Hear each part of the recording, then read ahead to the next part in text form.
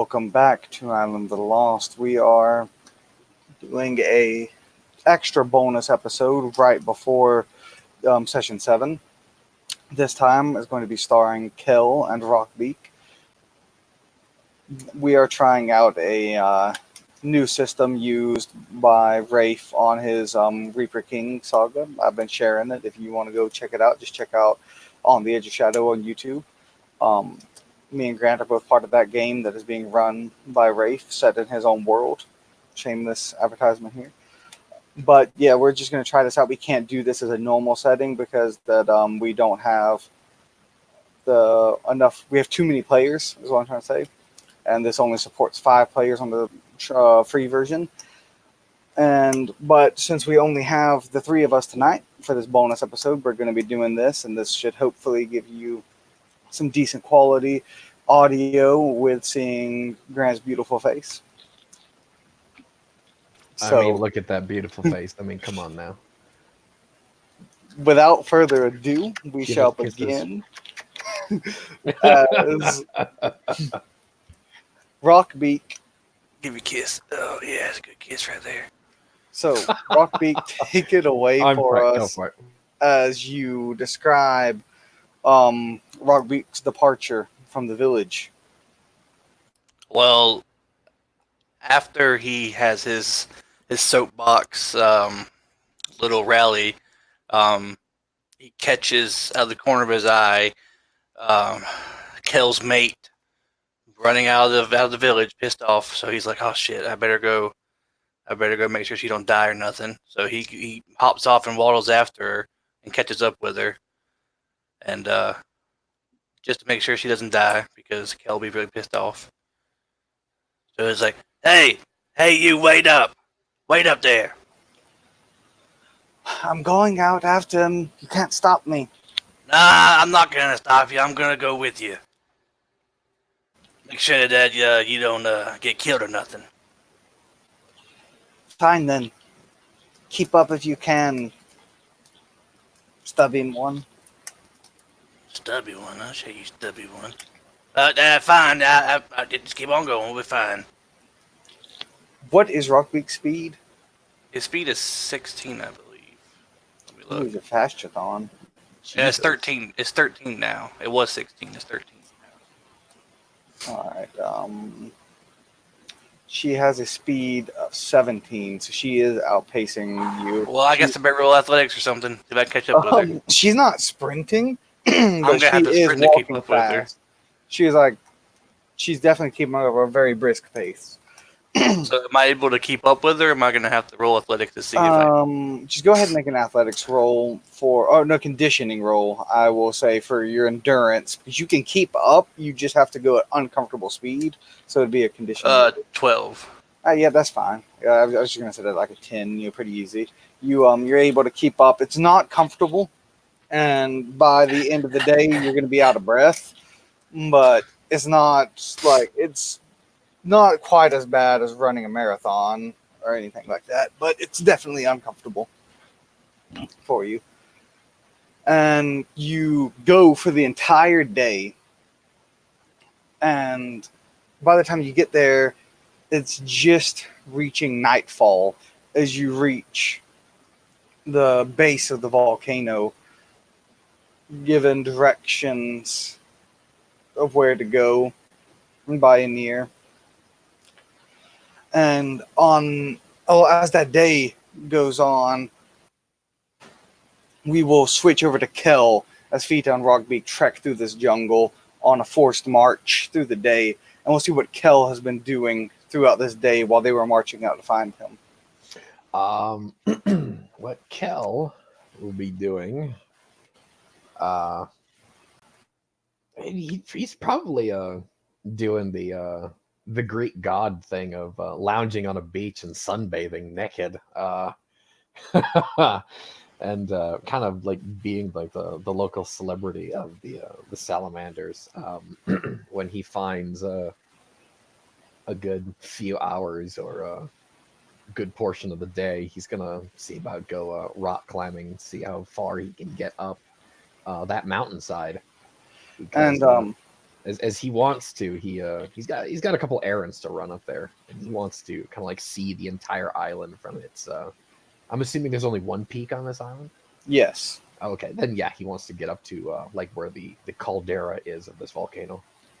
He would have also found out, as I told you before in private, but for our viewers' sake, would have found out that the salamanders are not natives to the island, and they've been living based out of their ship that they have brought here, and that they plan on leaving after the ritual is completed. Oh And yeah, he's probably commandeered a hammock in the brig, if you will. yes, they are down a member, so they do have space fit for a salamander. So Kel is more than at home there. Them being about 12 feet Oh long. yeah, he's got enough room to stretch out. Oh, yeah, So maybe a little too overly comfortable. far more comfort But than no, his unknown and chains. he's kind of being pampered like a prince, I'm assuming, since he's the Yeah, only non-scaly member of the tribe now. As a druid, he commands the respect of his lesser followers. He is subservient only to. There's only two people who outrank him in the hierarchy, and otherwise, he has catapulted himself, possibly to his own surprise, but he has been placed third in command of the Salamander Horde at this point, just by his association with Morgul alone. They put a huge amount of stock in the fact that not only is he red-haired, but also a druid. Even if he is only an acolyte, he is still a druid and therefore outranks any non-mystics amongst them. Ah, well, that'll come as a bit of a surprise since Kel has led next to nothing in his life. Being a vagabond and a brigand for most of his young life, he did most of his work alone. So this is not exactly a culture shock, but certainly a surprise. But he's going to spend most of the day rock climbing up that tropical volcano. All right, I'm not going to make you do any rolls, considering you have all day to do it. You're going to get there eventually, and we're just going to assume you don't kill yourself in the process. Oh yeah, he'd be very careful. You eventually scale to the top. We'll say it's about noon, maybe a little past noon. By the time you get there, assuming you started early in the morning, and when you reach the top, you can see the entirety of the island. You can see far in the distance the ring of fire of Morgul, and also faint specks in the horizon that appear to be possibly mountains far off the island, like in the ocean. Other islands, perhaps. You've never really sailed and this close to Morgul before. It's not somewhere that most people tend to go for a variety of reasons.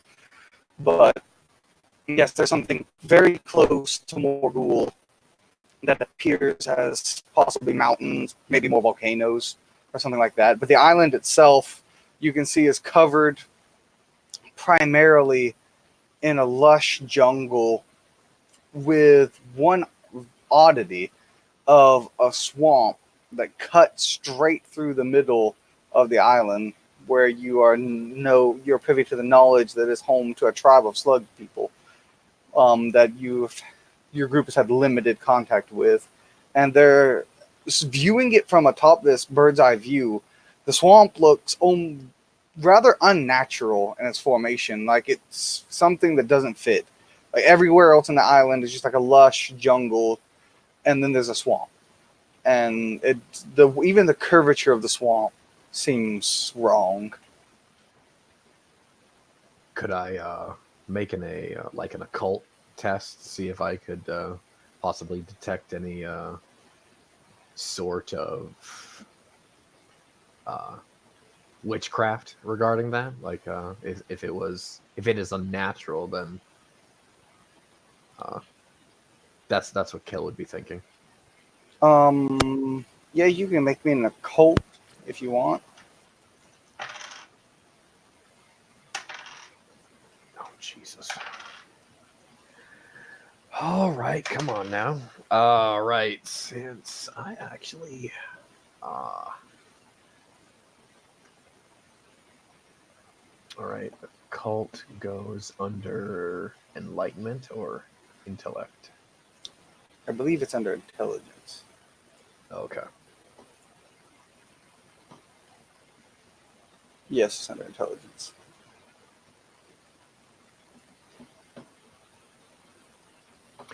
41. Kel would have known, he would have heard stories, although he doesn't have first-hand experience with such things. He would be Oh, very no. familiar of stories of magic and troll magic, and he would know that there are spells and rituals, obscure spells and rituals that can shape plant life and that can kill and wither plants, but also make them spring forth up to a cycle's worth of growth in mere minutes. And he knows that with sufficient power, someone could possibly terraform a large stretch of land, but it would require a large amount of power or a large group of magicians. Oh, okay. Well, Kel's most of Kel's teens and early 20s would have been uh, sailing, so that's completely natural. He's familiar with the fact that sailors talk, and he may or may not take a lot of that information with a grain of salt, but he is equally superstitious as other sailors would be. So he would just commit the swamp and its oddness to memory. It's not lost on him that he would know the trolls themselves, excluding the 44, which are deity-like in nature, Mm-hmm. but their children are very powerful spirits, and while it would take a lot of mortals to do this, it wouldn't be terribly difficult for a single troll to terraform in such a way. But he's seen or heard no such thing of a troll on this island. If there was a troll on this island, then that would change things radically. But it's just a thought that crosses his mind that a troll could do something like this, but he knows Uh, of not of such a creature to be lurking on the island. yeah, he's never seen one, but yeah, it would cross his mind. While I'm sitting up here, I'll be sitting on the side of a boulder, taking in the sun and doing a little bit of meditating, watching as now he can see almost the entirety of the island, if not the whole thing. He's going to watch the tide for maybe an hour and And as just he relax. looks out to the tide, he notices something. The island is, first off, surrounded on all sides by a very large coral reef, not unlike the Great Barrier Reef, but Mhm. on a smaller scale. But it's still impressive.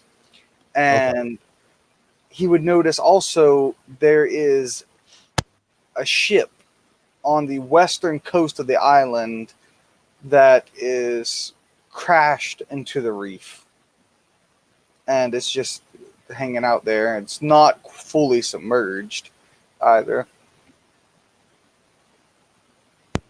Do I recognize that ship? It's not a ship that you would have. It's not the ship you came in on. Right. It's not the ship, any ship you've worked on either. But you recognize the make of the ship as a standard merchant vessel. Uh, Kel would be familiar with possibly what city or shipyard that thing was made in. Can I make a roll for that, or That would be can streetwise. Yeah, go ahead. I? Oh, wait. God. 24. He would recognize it as a ship that is common in the waters around Newport from the Great Desert, a place of many exotic wonders, including a slave market. Again, something he's heard of, but hasn't been just yet. It was on the list of things before he had gotten shanghaied.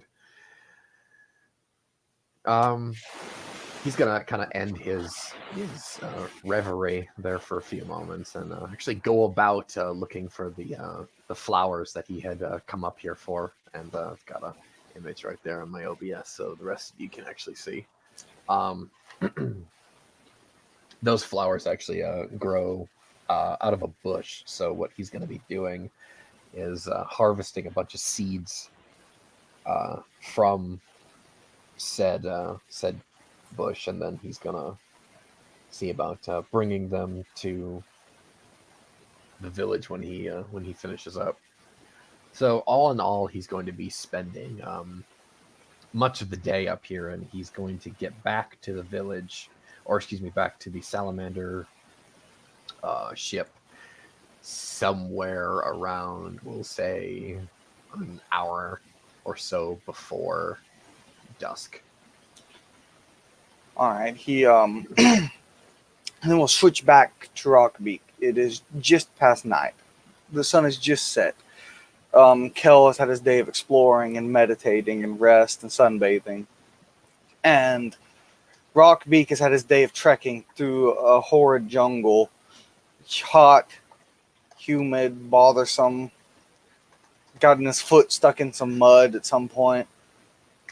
Just a really, really nice day, you know. And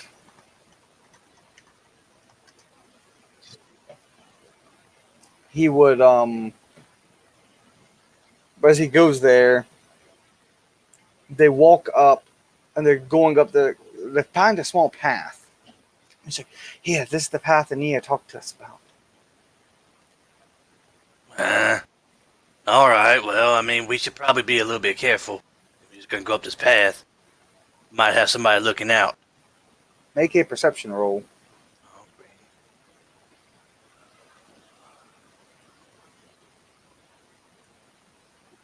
Nine. As you say that, oh yeah, this is a sight perception roll. Oh well, then I don't see nothing. What's your total? It's probably a 4 then. I think if it's if it's minus, I think it's -5 for. So yeah, 4.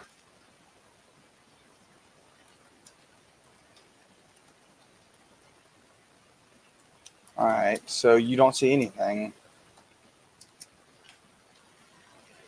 You just keep walking.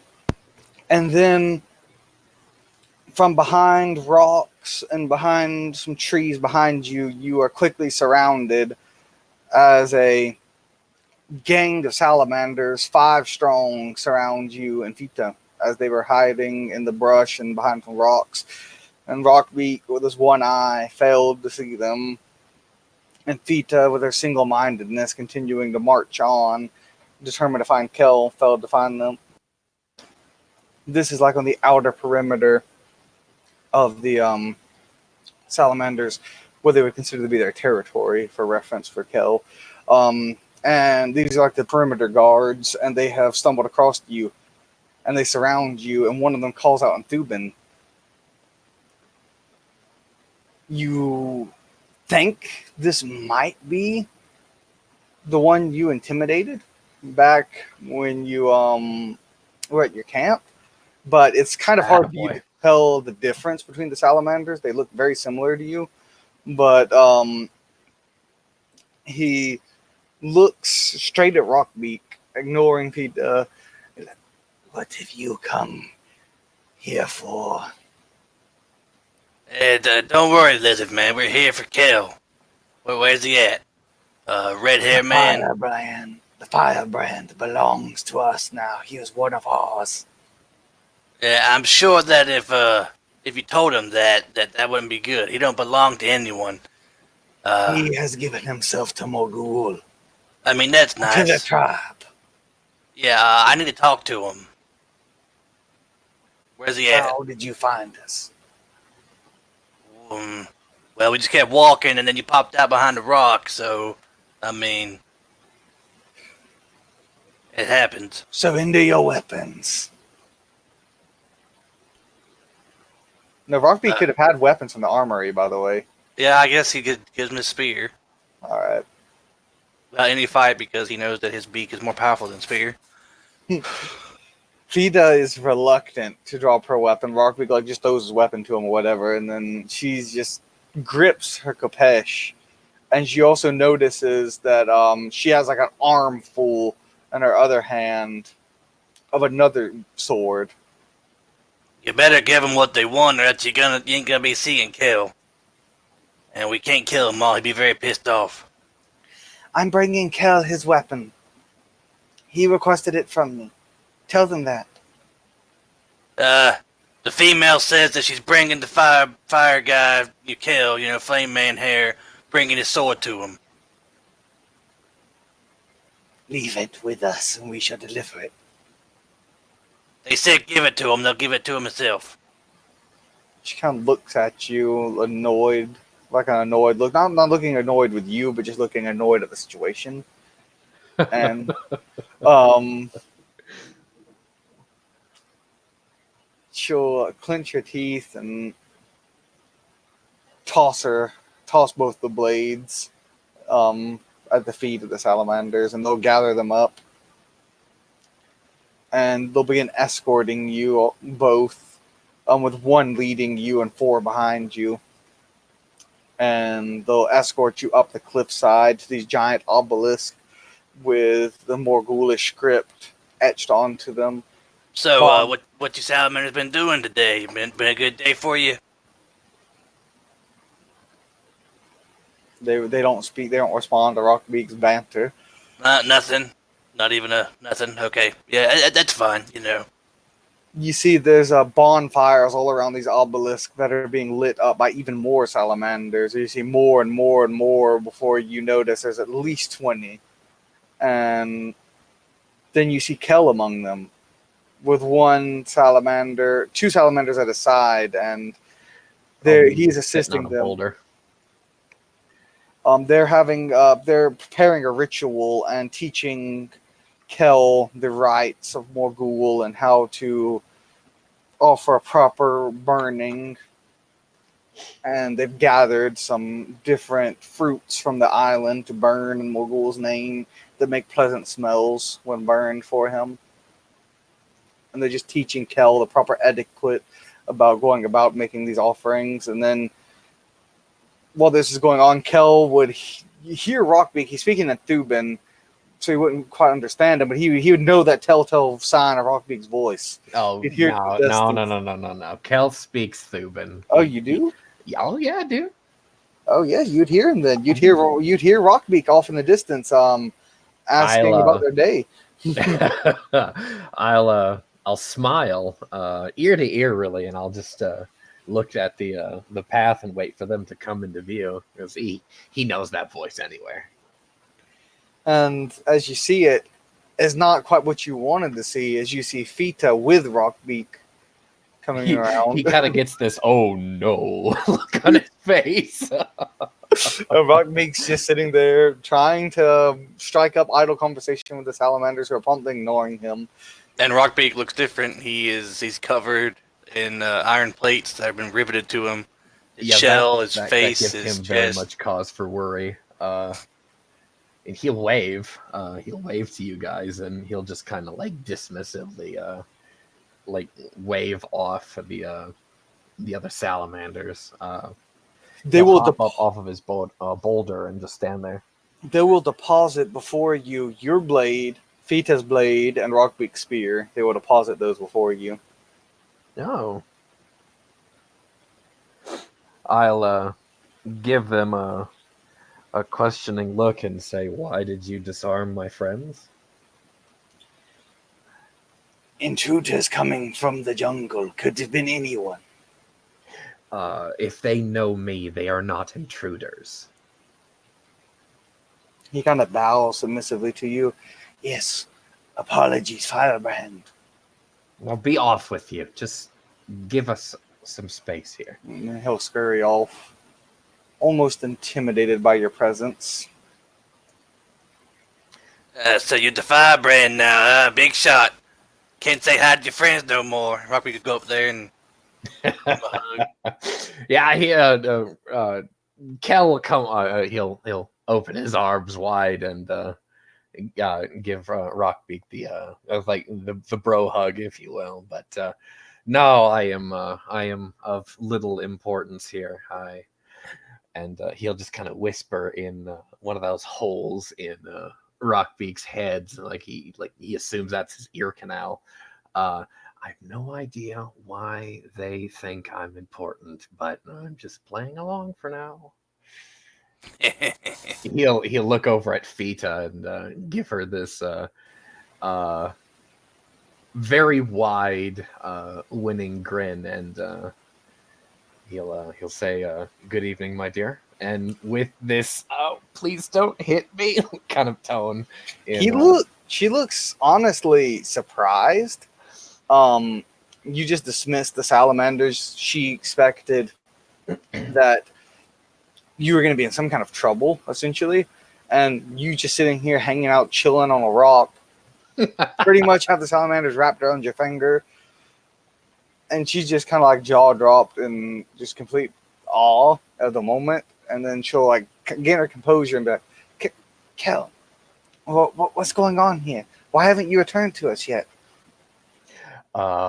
He'll just kind of sheepishly kind of like sweep his arm to the rest of this small encampment in this ritual site. He goes, "I've been taking care of a couple things. It's an interesting turn of events." And he just looks down at his right hand, the right hand and forearm that's scarred over with the like somewhat melted skin look to it, and goes, I'm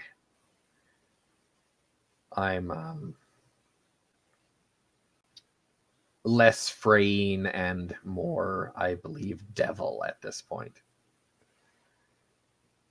Which not much of a change from before, and he throws Rockbeak a wink.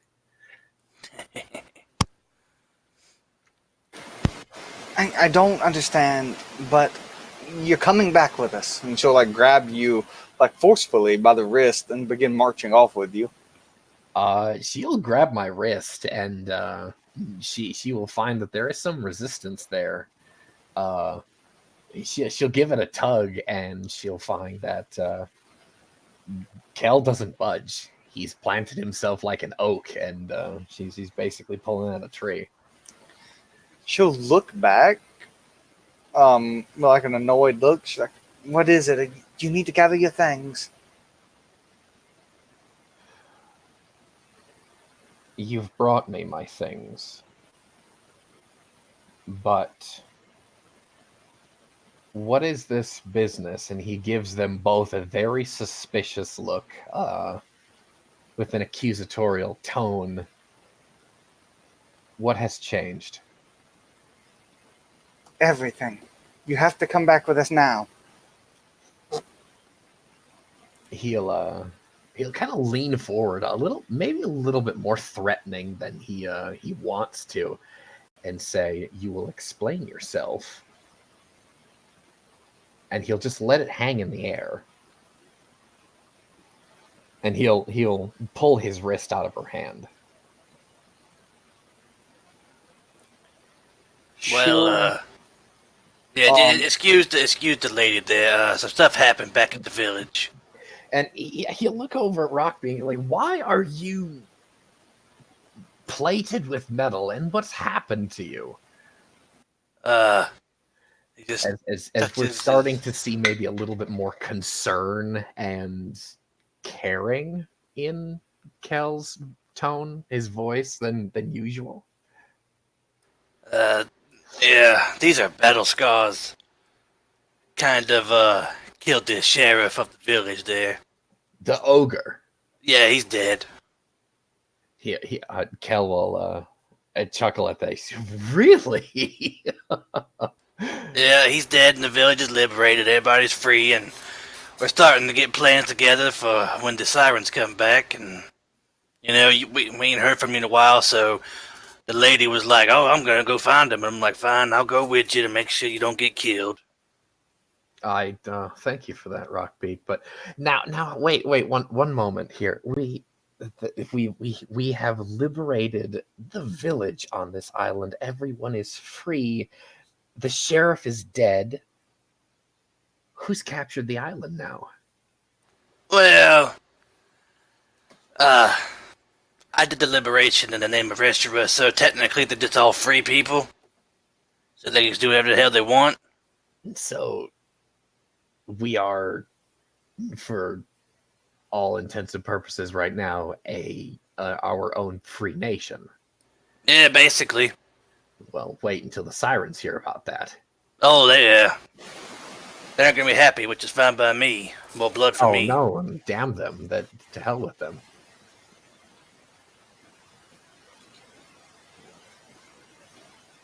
And he'll shoot a look over at feeta and be like, Is this all that I have been missing in the past? He does the numbers, I think 3 days now. She'll sigh and when you must return, Kel. You've been gone for too long, and It's been 3 days. It's not a long. lot has happened in 3 days. Oh, I see that, and he'll just indicate Rockbeak's plates now. He'll stoop to take up his khopesh and the rest of his rig. He only has one dagger remaining of the two, and the other dagger is hopefully still in the back of the head of one of the sirens that he slew on the boat those weeks ago. But he belts it on, and he'll shoot a look at if that salamander is still around that disarmed his friends. He'll just give him a dirty look. He'll hand the spear and feeta's khopesh back to his companions, and he'll just shake his head. And it's like, I am gone for 3 days, and the entire island changes. This is all your fault, Rockbeak. It's all your fault. Yeah, what can I say? I'm just such a nice guy. Oh, yeah. Nice, indeed. So, you lead these salamanders now? We can use them when the sirens come. Oh, I know. There is an interesting turn of events here. It seems this whole entire island is a little bit too interesting these days. Did you know that there's a ship? Well, like an actual ship that works? Yeah. Well, what are we waiting for? We can get off this goddamn island. Of course. But well, there is no but. There's an interesting thing. Anir, you've seen Anir, correct? Yeah, she's back at the village. Oh, well, good. She made it back all right then. I think I saw her off in the distance somewhere. Has she knocked any satyrs over the head in the past couple days? Haven't really been keeping track of that. It's been kind of busy, but haven't noticed any satyrs being knocked out. Yes, those satyrs are part of a promise that I've made to these salamanders. If we have 30 sacrifices to the dragon that is sleeping just behind us in the lava lake, then they can stay here. They can appease Morgul, and hopefully us lot, our sorry band of bastards that we are, can get the hell out of here. Wait. You said there's a dragon in that volcano there? Allegedly, there's a dragon sleeping below the lava lake, and he'll point behind him to the cave. Feeta's like, no, that can't be. They're myths. Oh, by Cinder's massive tits. This is not good. We can have a dragon come in there and kill us all. He's just gonna just burn us all. I mean, I he's thought a I thought there dragon, Kel. wasn't I any. mean, I thought they weren't around anymore. I thought that. And she looks very worried. And um, if any of you have, do either of you have any moderate grades in theology? I think Kel has 3. no. If I, three's the magic number, um, you would Oh, know that it is is not common knowledge that there are still dragons moseying around and everything, but most people don't have contact with them at all. So most people just assume that they're just old stories. Very few people know much about them, but you would dragons know of their book existence. are very need to know basis, and you got to be in the know. Kel But just happens to be in one of those people who are in the know now.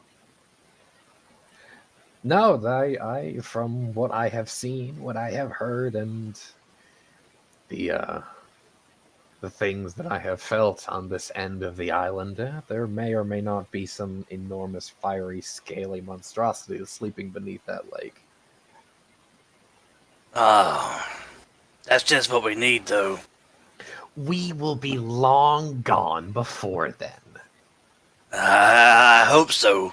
I mean, if a dragon wakes up from his slumber, I don't think he's gonna pick favorites. He's just gonna probably level the whole island. With us gone off of it, then yes. what about all the others? They can chuck their lot in with Reshra. They'll indicate Rockbeak, or they'll chuck their lot in with Morgul, and they will be spared.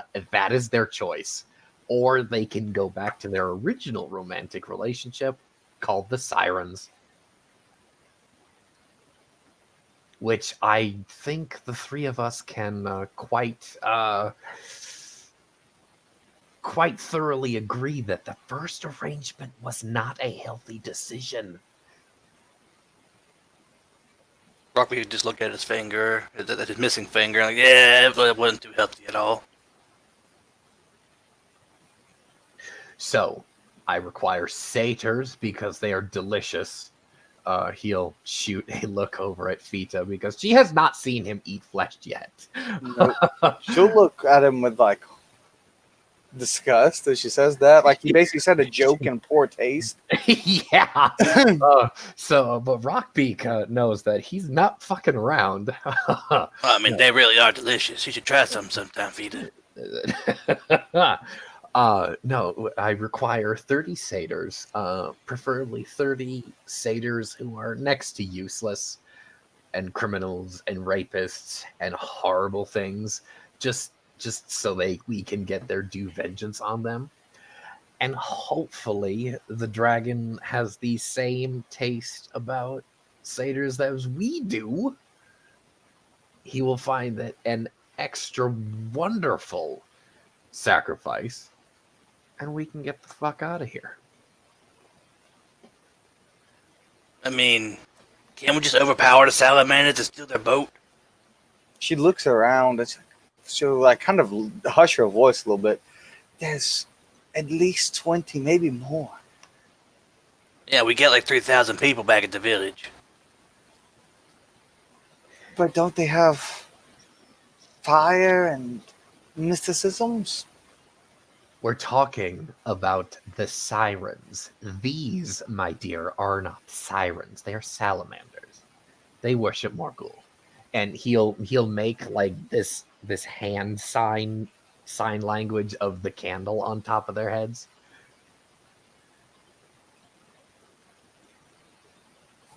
From now on, that's going to be like the baby sign language for Morgul is a candle on top of the head.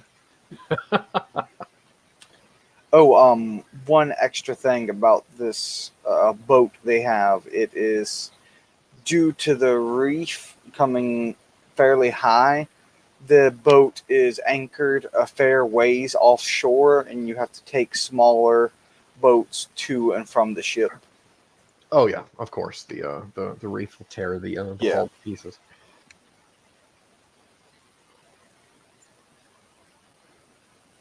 No, I do have a way for us to escape, but uh, as I am a man who makes good on his dealings, and I have bartered for our immediate company's departure, I say that we take this opportunity. I know nothing of Reshiram, but I don't know.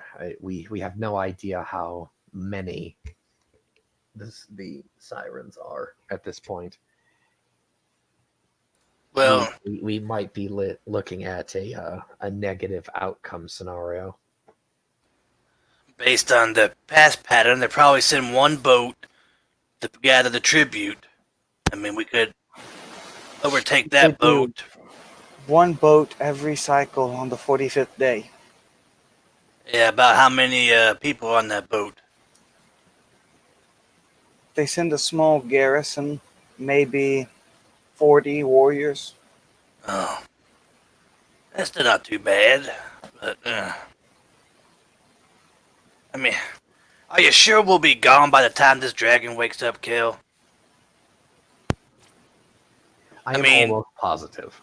won't they want the firebrand or whatever they called you to be there to do the ritual or something? I mean, to summon him himself? I mean, we can't exactly be off the island and on a boat when you're here summoning a dragon.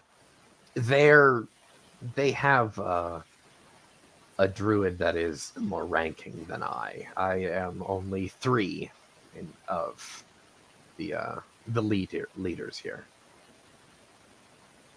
They have a chieftain or an archpriest that outranks me. He will be doing the ritual, the summoning, the speaking of this dragon. Yes.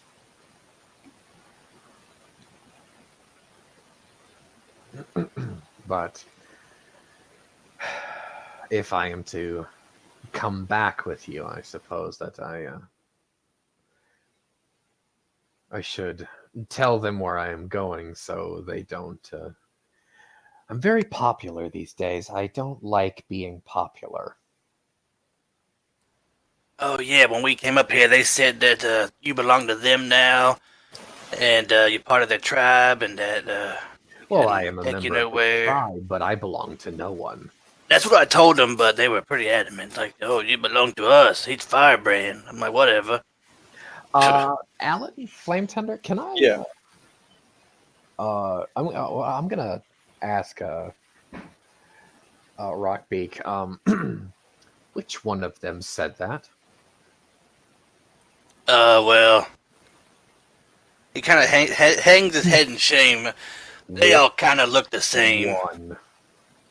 Uh, I mean, I guess Rockbeak will try to remember, try to pick him out of a lineup. I mean, um, like You I know roll it was the something. I one mean, that cowered before Kel when you got here and that you had intimidated back in the camp. Is that same? it's the one that was scared of you, the one that dropped the weapons off. It was him. Oh, I see. I'm gonna make a quick scan of the encampment here. Is he still around? Yeah, he's still around. He's Oh. helping with the preparations for the bonfires. I'm gonna call him over. Now he'll mosey over at your call, hanging his head low, still kind of ashamed about upsetting you earlier. Is he smaller than me, or Salamander's a little bit bigger? No, they're 8 feet tall and 12 feet long. Oh, Jesus! Yeah, he is big. Yeah, that's the roughly the normal size for them around here. See, I'm gonna look up at him and say, and is this true? I will relay the entire conversation. He'll kind of puff up a little bit, like he was like in shame, and he's like, "Yes, I told them you are one of us. We are family, tribe, brothers in faith." I mean, you didn't say that. You said that he's yours now and he's part of the tribe. Kind of He sound is. like pretty possessive to me. That does sound a little bit too possessive, and I'll just scowl at him, and I'll kind of make like I'm gonna go for my dagger, but it's mostly actually, you know what? I'm gonna roll for an intimidation. What's that? That's guile, isn't it? No, that's intimidate plus your presence rating. Ooh, all right. Oh, son of a bitch! All right, all right. There's my first double eights of the evening. I gotta re-roll these again, right? Yep. Anytime you roll an 8, you roll it again. All right.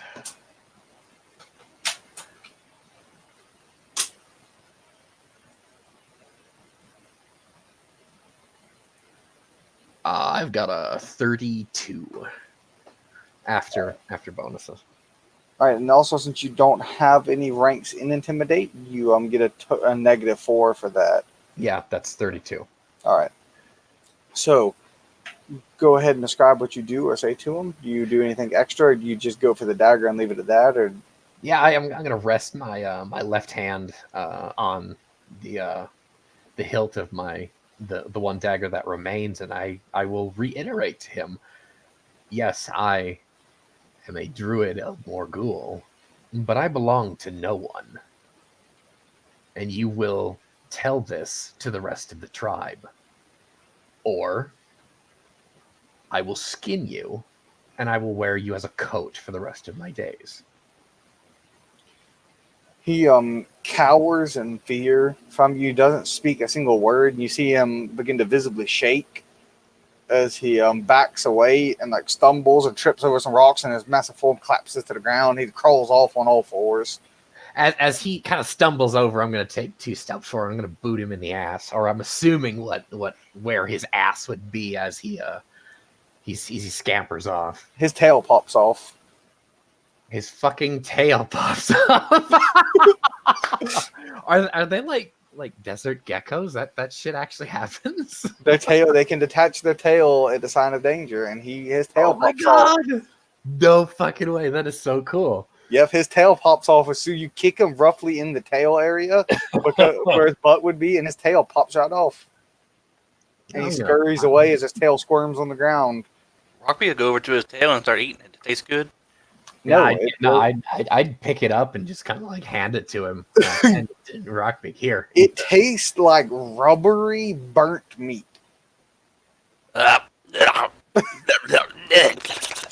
It's extremely chewy, like chewing gum chewy. And it tastes like really, really, not even, it's like far past well done. I'm talking about like charred black meat. Ugh. Man, that's not nice at all. Just throw it on the ground. Oh, so they're not good for eating. That's Ugh. good to know. I'm gonna say I'm gonna have my fellows wait here. I'm gonna go find Mortoga and tell him that I will be gone for a few days, but I'll be back. All right. You know he's not too far. He was assisting you in learning the rituals of Morgul as stated earlier, so he's still nearby as they're preparing the bonfires for another night of singing and praising. So yeah, I will point at Feeta and Rockbeak and like, these are my companions. They came with me on this island in bondage. They are as equal to me as I should be to you. They are to be trusted. I'm going with them down into the village. I will be back in a few days. They have... I'll look over at Feeta as I say this, but we're out of earshot, and I'll say, apparently they have missed me. You understand friendship, companionship, and missing, I assume? Yes, we understand what you speak. We'll be back, and I will be seeing if we can find these 30 heads for sacrifice when I come back. You remember our deal. I will remind him. If I find you these 30 individuals, you will get my companions and myself off of this island to safety. We shall. I have your word then? Indeed. I will have no lies from you or anyone here. I've dealt with plenty of that. We have no need for lies. That's good. Be back in a few days then. I'll kind of pull on did they actually give me clothes or No, they don't have any clothes to give you. Oh, okay, then yeah, then Kel's been wearing his loincloth the entire time. He'll meet back up with the other two and say, yeah, alright, so that's let's be off then. Mostly speaking to Feeta. And as we're walking down that mountain path, I'll say, so you were worried about me? Of course, someone has to look after you. I can quite take care of myself, thank you. I'll kind of run my fingers through her hair and kind of pull her close and give her a kiss on the temple. But I appreciate I quite like thy worry. And as you're just walking along with your friends, you'll notice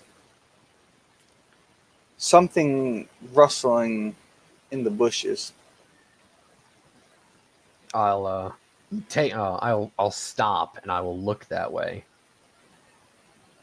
My hand goes to the ever familiar hilt of my khopesh. All right, come out, you. Rockbeak notices nothing.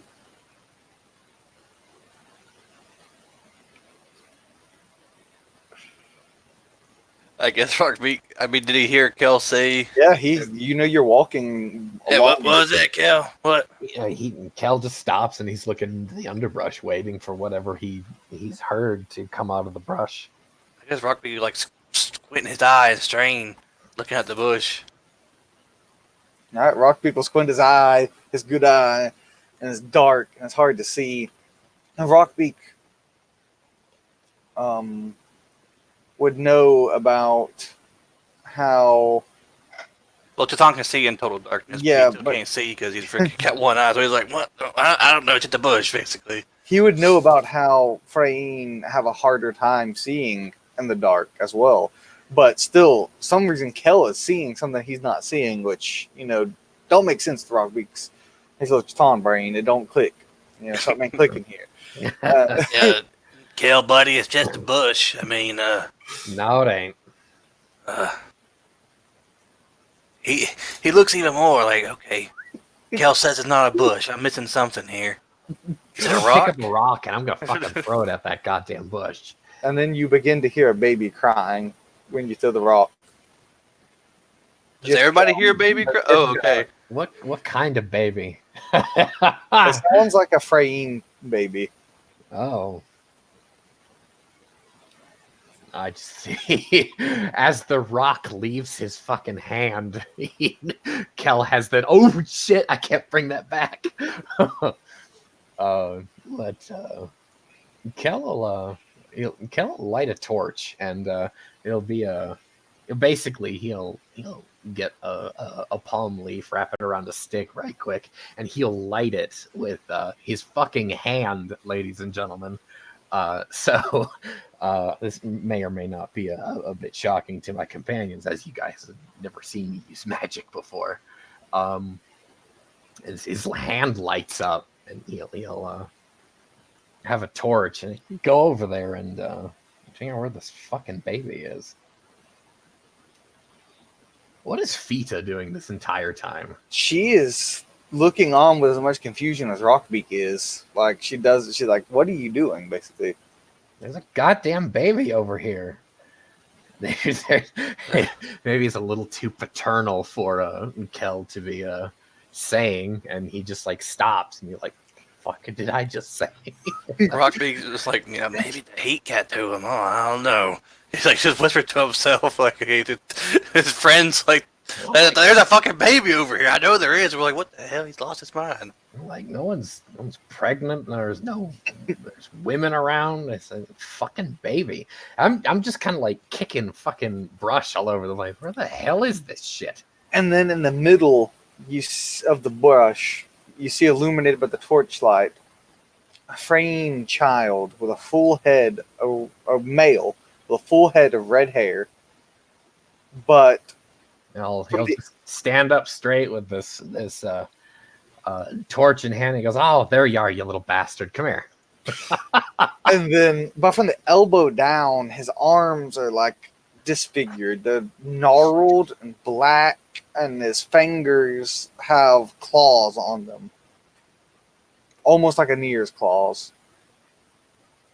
Look, he'll stop and just like, "Where did you get those, boy?" I guess And Rockbeak's going he's to relieve talking himself. to a baby, and he's like, he knows he's talking to a baby. The baby's not gonna fucking talk. It just keeps crying. He'll, you It's guys golden just, skinned as well. stoop down and he'll scoop up this kid with fucking Edward Scissorhand goddamn hands. So you'll see Kel come up with this little boy. And I assume he's naked as the day he was born.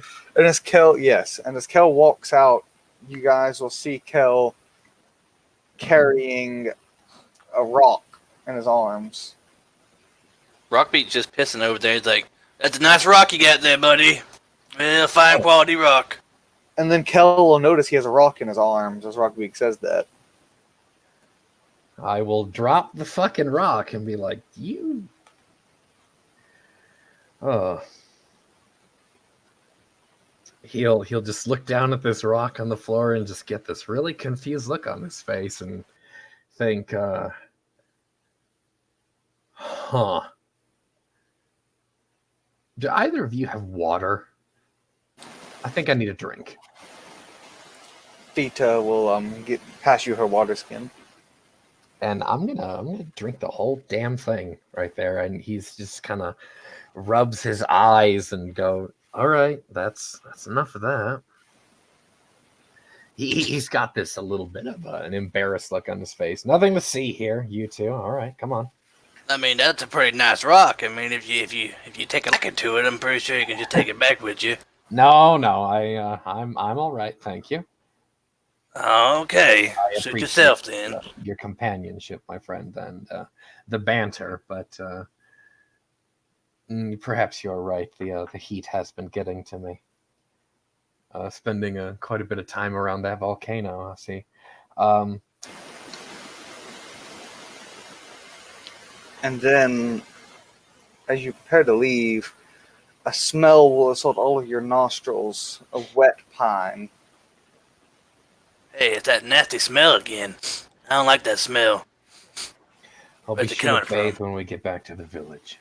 He knows damn well what's going on, and he's ignoring it at this point. I mean, Yeah. It just came out of nowhere. There's no wind or nothing. If it was you, I would have smelled it already. No, this happens from time to time. Best you ignore it. He'll look over at Feeta and he kind of give her a reassuring look of just, never mind. Rockbeak's over there sniffing feeta. It's not coming from her. Or Kel. It's coming from back behind you. You can make a perception smelling check if you want. I don't have. Okay, yeah. Yeah. That's a 10. I'm gonna take a whiff myself. I'm walking away, so it's going to be dissipating as I am not stopping. I'm just ignoring it. But that's, oh Lord. That's, wait. What am I looking at? Perception? Thank you. Yeah, perception. Perception is 3 enlightenment. Yes, enlightenment? What the hell? Why can't I read tonight? No, yeah, it's enlightenment. That is a 16. Kel, I'll do Rockbeak first because you got the lower Go roll. for it. Yep. And Rockbeak, you are pretty sure it's coming from behind you, back towards where Kel found that rock, but you're not positive. That's basically roughly. That's your best guess. I'll waddle over there to sniff the bush, I guess. All right, it has a strong scent on it, but it's not quite where it's coming from either. That's weird. And Kel will smell it, and he knows he can smell it back there. And his hand that held the rock feels a little wet, as he'll know the smell is emanating from the rock. What? And this is going to be kind of odd, but bear with me. What kind of? You say there's wet on his hand. It would have been his scarred hand. Like what kind of wet are we talking? Is it like water? Could it have been like sap? Could it be like you know what I'm trying to say? It's like a morning dew, you know. Okay, there's a little bit of a gritty to it. Interesting. He'll just kind of like sniff the palm of his hand and he'll say nothing. He knows what he's thinking and he knows what's happening. He just turns around, looks back. He'll look to where he's dropped that rock, and he'll just shake his head. It'll probably be just within the light of the torch there. And so see Rockbeak's rummaging around in the bushes back there, sniffing. I don't know. It's the damnedest thing, though. It's all right. Just come on. Okay. I just waddle off. I'm gonna look over at Feeta. What is she thinking, or not thinking? She looks exhausted. They haven't slept. Her nor Rockbeak have slept yet, but she looks like she's, like just soldiering on. But she looks very tired and very nervous. Can I, as a priest now, can I read her aura? Yes. Or can I do that? What exactly do I need to roll for that? That is no roll, but since you've already spent your only point of zeal, you're going to have to damage your vig and actually take out of your healthiness to cast an additional spell. Oh, that's all right then. I'll leave it alone. Is Rockbeak feeling tired too? Yes, he is tired. Make me a conditioning roll for Rockbeak actually to see how tired. He's not going to like drop dead, pass out, no matter what. 18. He's tired in the way that you've been working all day, but you could keep working if you had to. Kind of tired. It's like he really wants to go to sleep, but he doesn't have to. Like he would prefer a nice warm bed right now, but it's not a necessity. He can keep going. Are we gonna keep soldiering on? He kind of looks back at Feeta and sees how she's like a walking zombie. I can't rest at night. Fanes can't meditate in the night. Oh, that's a bummer. I guess we're gonna keep walking then. To rest at night is to enter the nightmare. Kel will just give her a look like, yeah, you and me both, fucking sister. He says nothing, but that's the look that he gives her. Now I'm gonna lead these guys, as it were, forward unto dawn. We'll get back to that village. If I have to carry Feeta, I will. She is able to make it back. But as soon as the sun proper, just after morning, she will, and you're back at the village, she'll go straight into meditation. And she only has to meditate for like 2 hours as a frame, so it's not going to be that long. But she'll go straight into resting, and the village will be abuzz with cries of revolution. People are still chanting. Occasionally, you'll hear guys scream in the distance, "Chains no more," echo through the streets, and the whole village is alive and delight. Kel just gives Rockbeak a look and says, "You've been quite busy. Have I been missed outside of our lovely troop?" Well, I mean, Anir did go after you, and then Feeta went after you. Yeah, she did Anir tell you that she found me? No. I mean, she went after you, and I could have swore I saw her off in the distance. I haven't actually talked to her yet. Yeah, she's helping get us the satyrs for the salamanders, but no, we spoke. And we just spoke, nothing else happened. Hey, I mean, if you want to mate, you mate. I need to know all the details, though. You can just keep that to yourself.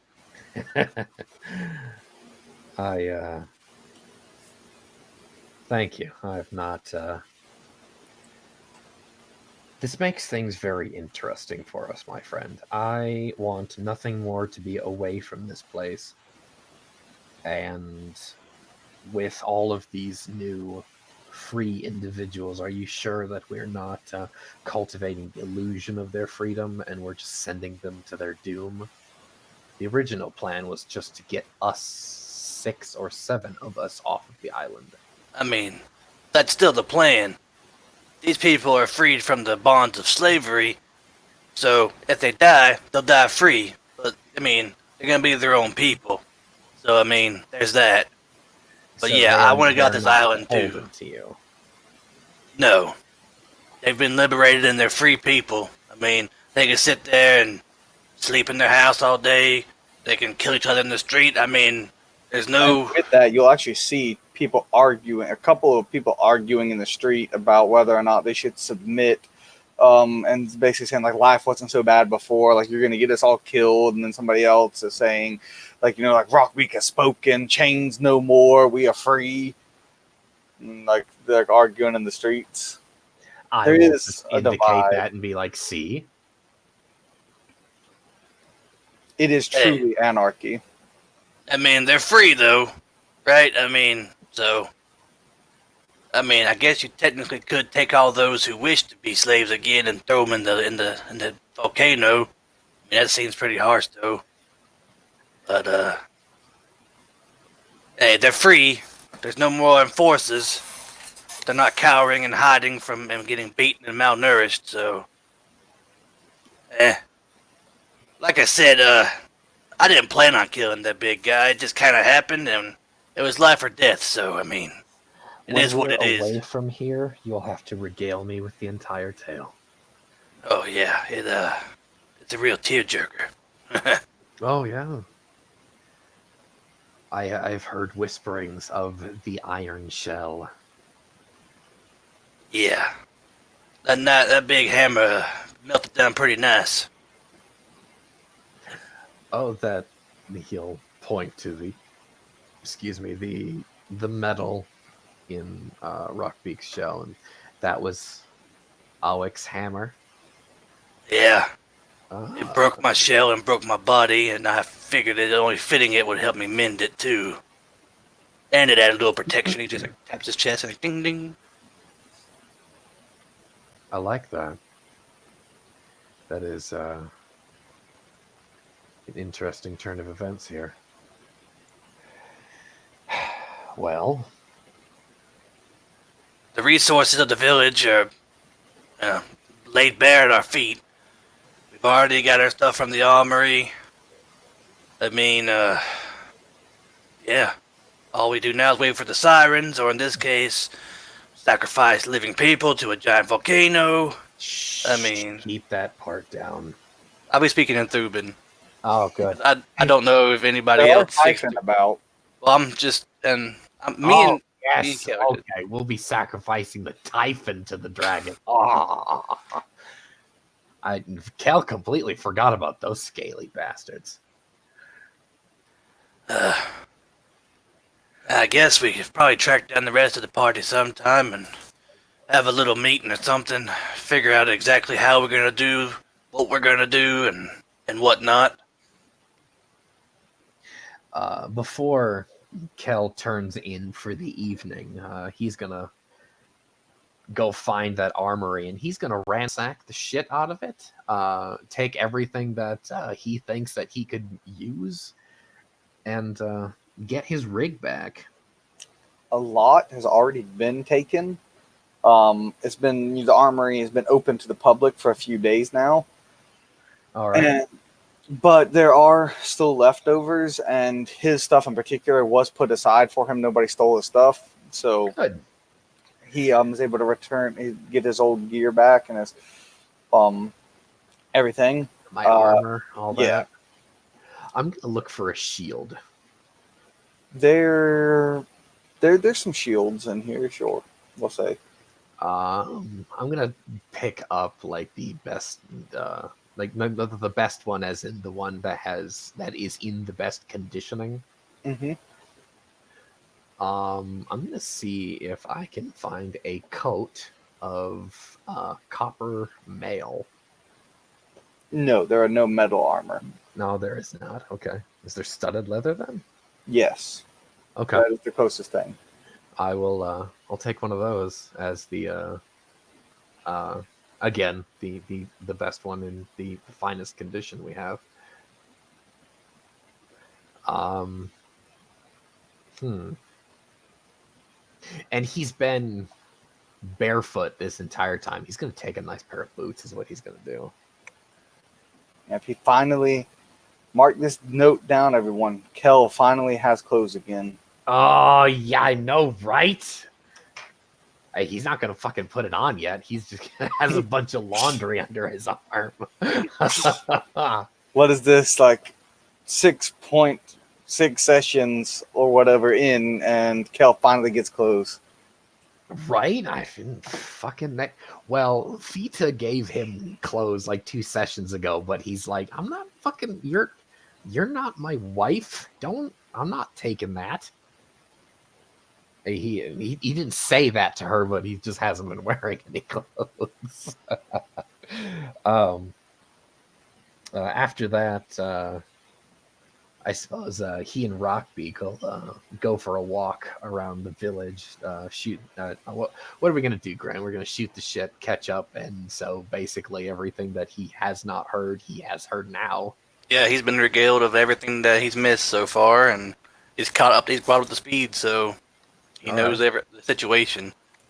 Um, I will walk Rockbeak to wherever he is staying, and allow him to finally sleep, and then I'll go find Feeta.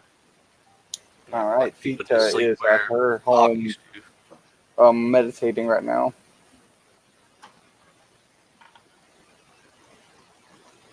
Uh, I'll be I don't want to interrupt her meditation, so I'll wait until she's done. I mean, Kel would start getting tired at this point as well, as he's been up, Of course. all through the night, just like them. So, He's been awake for about 18 and a half hours now, by my count. So, because he quite literally had a few days of just lounging about and sleeping in. So, when she's done meditating, he'll go into her house and we just kind of wait for her to address him. Really, the big gold monolith that he is at her doorway. as he enters and she notices him, she beckons for him to come inside. He'll close the door Come. behind him.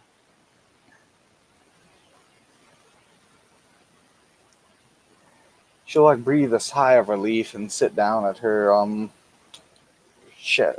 the shabby table, and it will be cracked, like some of her salvaged wooden stools, and her Right. half rotted table is with cracks in it. And she'll sit down, and the stool will creak a bit. She'll breathe a sigh of relief. I'm glad that you're back now. It's one less worry for us all. Us all or you?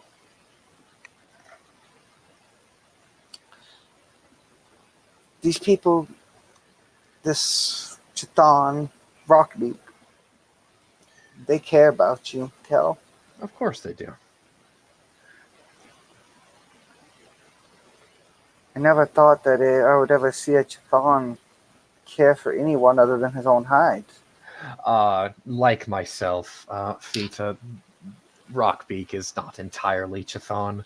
As we know, Chthon are cowardly and wretched. Do you see a a scale of cowardly and wretchedness on the countenance of Rockbeak, I challenge you to find one.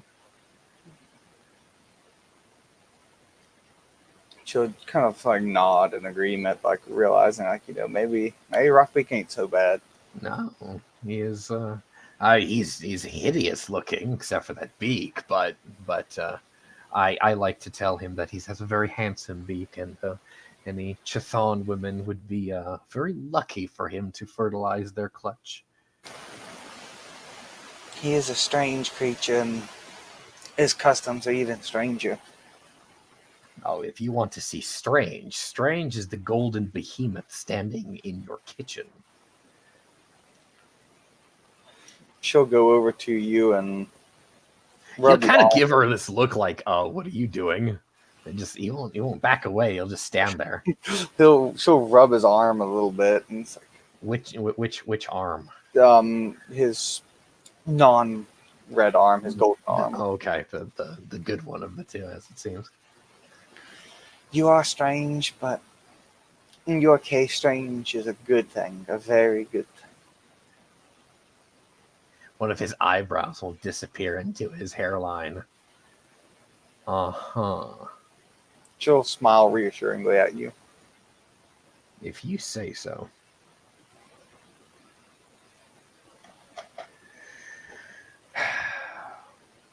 I'll pull away from her touch at that point, and I'll go sit on a stool like opposite her, and he'll just kind of give her this we gotta talk look. She'll sit down and say, something on your mind? Yeah, we're gonna talk about a few things here. You and I, and he'll just point the red finger back and forth between the two of them. We're not. He'll just like shake his hand back and forth. We're not.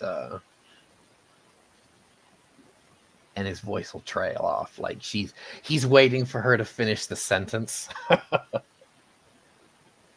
she'll just sit there, not finishing it, staring at him.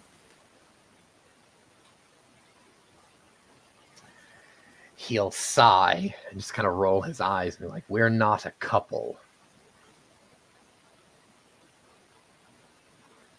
The room will go silent. And you could hear a pin drop in the silence. Of course.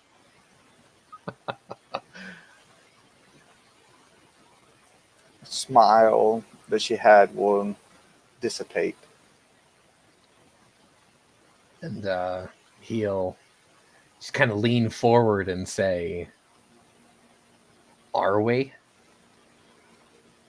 We have never had this talk, so you cannot assume anything here. As we have both come to discover this entire island, this situation, the sirens, the dragons, us, Rockbeak, Anir, the salamanders, and being in the middle of an ocean. You can't assume anything about this. We are not home in Rhodoland. I am not a Freyine as is the traditional sense, and you have explained to me previously that you are not entirely a Freyine in mind as well. So let's talk about this. I had assumed. So No. We do not assume. when we met on the beach, the words you exchanged, the things you said, the actions you took that night, they would all telegraph such a thing.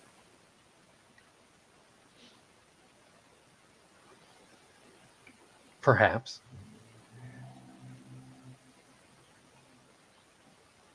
That's all he says. Perhaps. Not confirming or denying anything, just continually being the enigma that he is. She'll firm up a little bit and it's like, no assumptions. We are.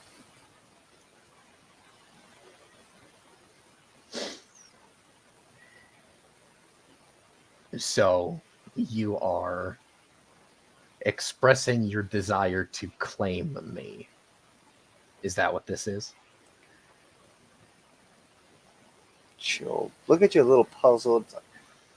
You have a strange conception of what it means to be together with one, a coupling. It is not Yes, slave master. technically we are a mated pair at this point, but we've never negotiated this. As I have stated previously, many times, I belong to no one. And I would not own you like a slave. That is not my intent.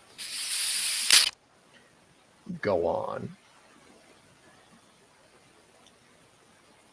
My intent to put forth would be a vow of courtship to one another, of our own free will. You want to be married, is that what you're saying? I would not go so quite far as to rush into such assumptions, but I am familiar with some customs of romance in our home, and I believe it is a custom that we should commit to one another in a form of courtship to find if we are compatible, I suppose you should say.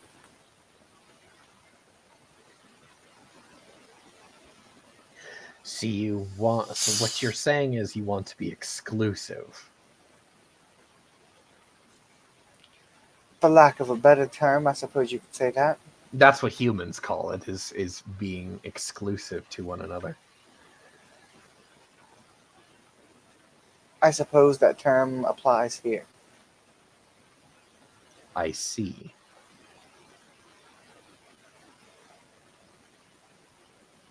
He just leans back and crosses his arms over his chest and just kind of, it gives her just this expressionless look.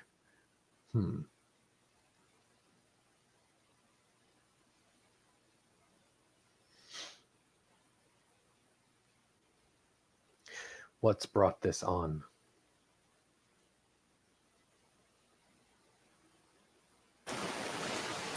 Well, you have your actions and words.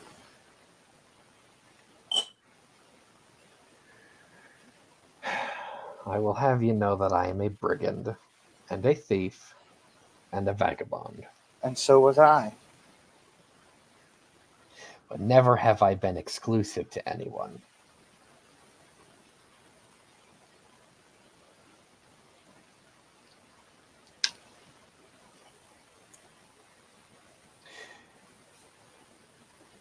So, you're telling me no then? I am not saying no. Nor is this a yes. I elect not to answer at this time.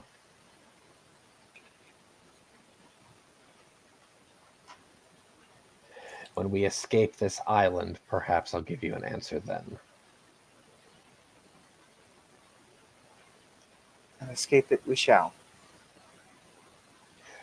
So you are affirming that you're going to be joining us then? I'd be a fool to stay.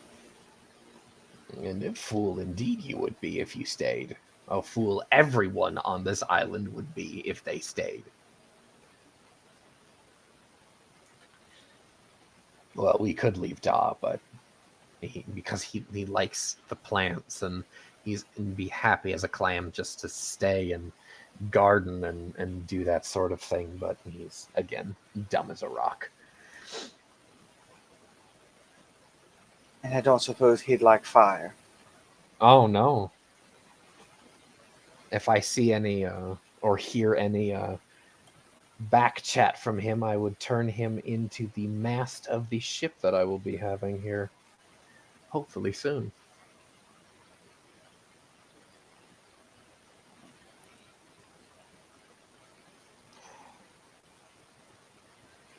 So you plan on acquiring your own ship? I am a sailor at heart. I do not worship Leviathan, but having a jaunt across his face is a pleasing thing for me. I find a peace in the tide.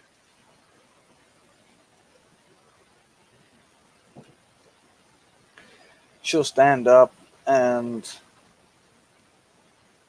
begin to get dressed in her armor and equip her weapon. I have business I have to take care of in the village. With order dissolved and the enforcers gone, thanks to Rockbeak, I can do something I've been waiting on. Praise Reshura. And what's that? Oh, actually, no, never mind. We're not a couple. I do not need to know where you're going. You don't answer to me, and I do not answer to you. But I should answer you, for If that is what you wish. she'll look down a bit. I do care for you, Kel. I know. He kind of gives her that Han Solo. I know. Look. She'll get a little annoyed and fine then. If you care so little, I'll just go. Then she'll walk out. Kel will let her walk out.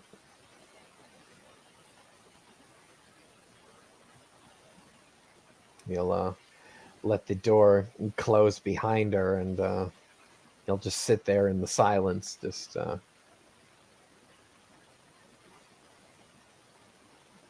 I didn't plan for any of this. And here we are.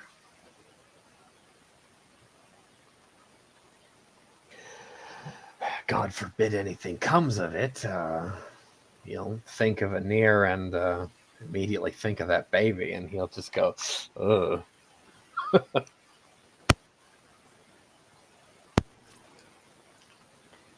And then we will wrap it up here as Kel and Rockbeak,